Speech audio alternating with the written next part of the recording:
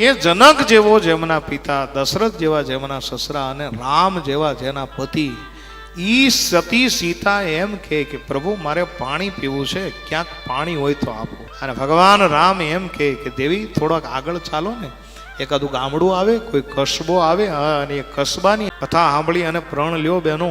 જાનકીજીને જેટલા દુઃખ પડ્યા ને, મને એવું લાગે છે બાપુ કે એવી જગતની કોઈ સ્ત્રીને દુઃખ પડ્યા નથી અને પડશે નહીં. પણ નાના નાના છાશ વારે ઝઘડા થાય, અને આ મોબાઈલના ડબલાએ એટલું બધું બગાડ્યું છે સાહેબ. તમે ઘરની અંદર રહ્યો છો, તમે સંયુક્ત પરિવારની અંદર રહ્યો છો, અને ક્યારેક ક્યારેક વાસણ હોય એ ભભડે, વાસણ હોય એ કકડે, અને ક્યારેક ક્યારેક છાશ વારે જો ઝઘડો થાય, છાશ વારે કોઈની હારે બોલવાનું થાય, તો મારા બાપ બહેનો તમે તરત ફોન કરો છો પિયર, તરત માને ફોન કરો છો. અને એ જે તકલીફો ઊભી થાય શા માટે?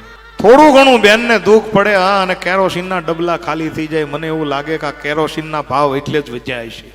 એનો તમને આજ એક કોઈ રવિરામ બાપુ નહીં, તમારો એક ભાઈ કહે છે કે કાલ સવારે કથા તો પૂરી થઈ જશે, પણ થોડુંક દુઃખ આવી અને અઘટિત પગલા ભરતા હોય તો આ સીતાજીને યાદ કરી લેજો મારા બાપ, કે એ સીતાજીને એટલું બધું દુઃખ પડ્યું, અવધની સામ્રાજ્ઞી હતી, છતાં પણ એ દુઃખને માથે ચડાવી, અને વચનની કિંમત પ્રાણ જાય પર વચન ન જાય.